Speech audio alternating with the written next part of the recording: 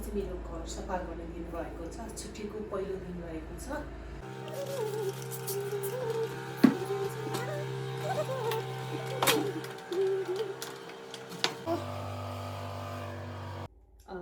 म चाहिँ यसरी दालहरूबाट उमार्छु होइन। यो चाहिँ मेरो कालो दालबाट उमारेको स्प्राउट हो होइन।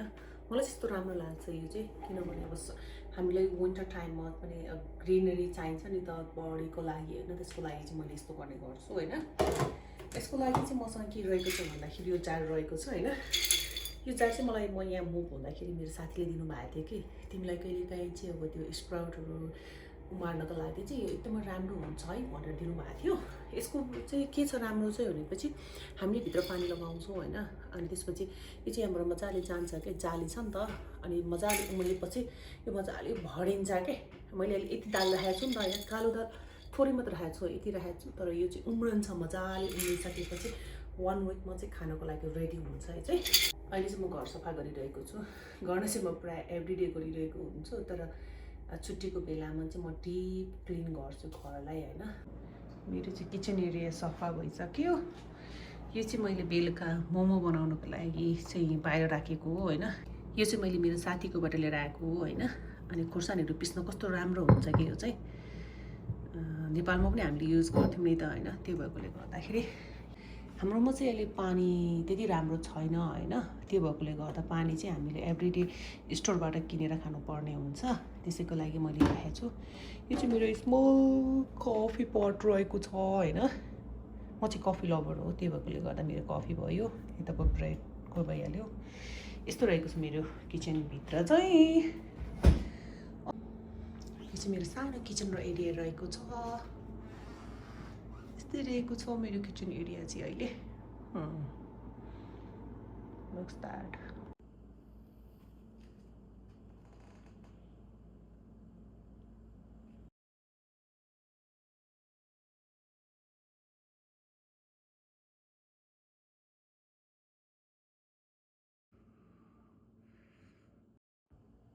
यो चाहिँ मेरो पूजा गर्ने एरिया, सानो स्पट रहेको छ।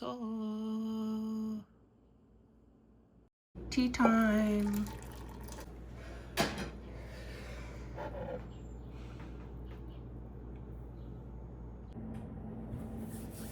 अब चाहिँ मेरो खाजा खाने बेला भएको छ होइन, बिहानको।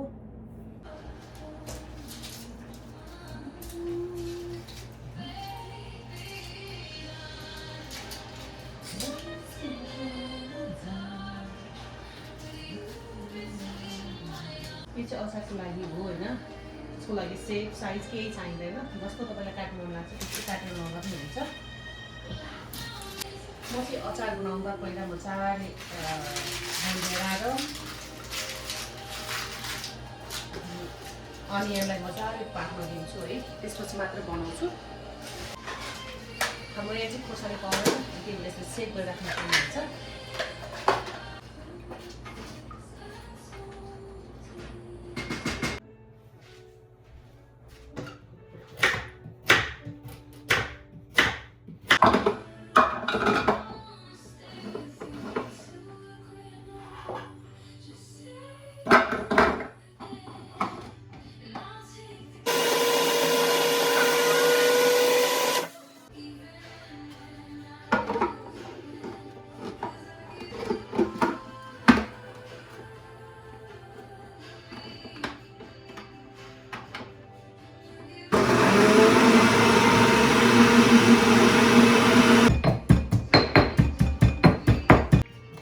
आज भेज मोमो र चिकन मोमो बनाउँदैछु होइन। भेज चाहिँ मेरो आफ्नो लागि हो, किनकि भेजिटेरियन हो त्यही भएर